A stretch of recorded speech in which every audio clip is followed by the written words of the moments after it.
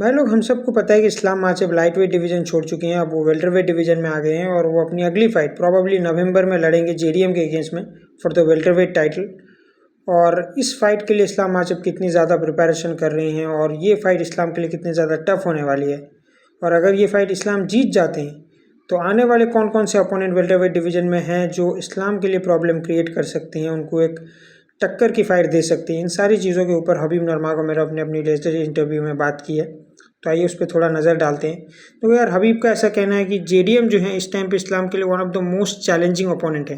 इलिया टोपुरिया से भी ज़्यादा चैलेंजिंग जैक डेला मैडलेना है इस्लाम के लिए, ऐसा हबीब का कहना है। पहला तो इसलिए क्योंकि इस्लाम जो है अपना डिवीज़न छोड़ के एक डिवीज़न मूव अप कर रहे हैं जो कि वेल्टरवेट डिवीज़न है, और ये जो है जेडीएम का डिवीज़न है।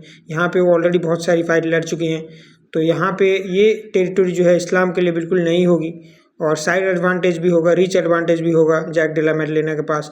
प्लस जैक डेला मैडलेना की स्ट्राइकिंग काफ़ी ज़्यादा बढ़िया है और उनके टेक डाउन डिफेंस बहुत बढ़िया है। जिस तरीके से उन्होंने बिलाल के अगेंस्ट में शो किया, तो उस चीज़ से जो है हबीब भी कहीं ना कहीं इंप्रेस हैं। और इस चीज़ के लिए वो ऐसा उनका मानना है कि इस्लाम के लिए जैक डेला मैडलेना एक टफ अपोनेंट है।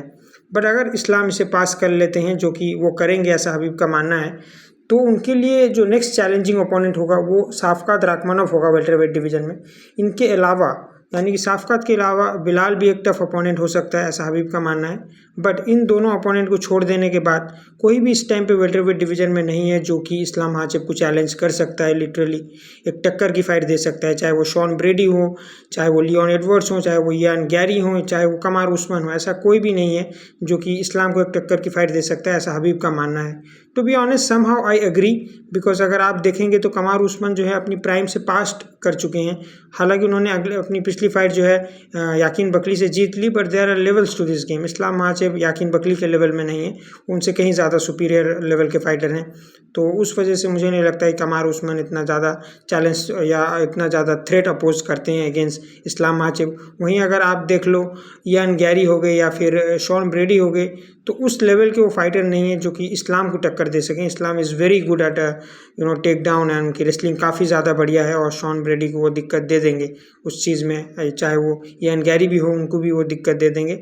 बट बिलाल उस चीज़ में जो है कहीं ज़्यादा बेहतर है उन बाकी ओपोनेंट्स के कंपैरिजन में। And Shavkat Rakhmonov is the real deal भाई। वेल्टरवेट डिवीज़न में आप अगर साफकात राखमनोव को इग्नोर कर रहे हो तो आप बहुत बड़ी गलती कर रहे हो। आई थिंक जेडीएम को हराने के बाद इस्लाम के लिए सबसे बड़ा थ्रेट अगर होगा उनका टाइटल लेने के लिए, तो वो साफकात राखमनोव होगा। और चैलेंजिंग ये है कि इस्लाम को प्रॉबेबली अपना पहला टाइटल डिफेंस साफकात के अगेंस्ट में ही मिलेगा, तो ये दिक्कत वाली बात हो सकती है। आप अपना ओपिनियन कमेंट में ज़रूर लिख के जाना। मिलते हैं अगली वीडियो में, बाय।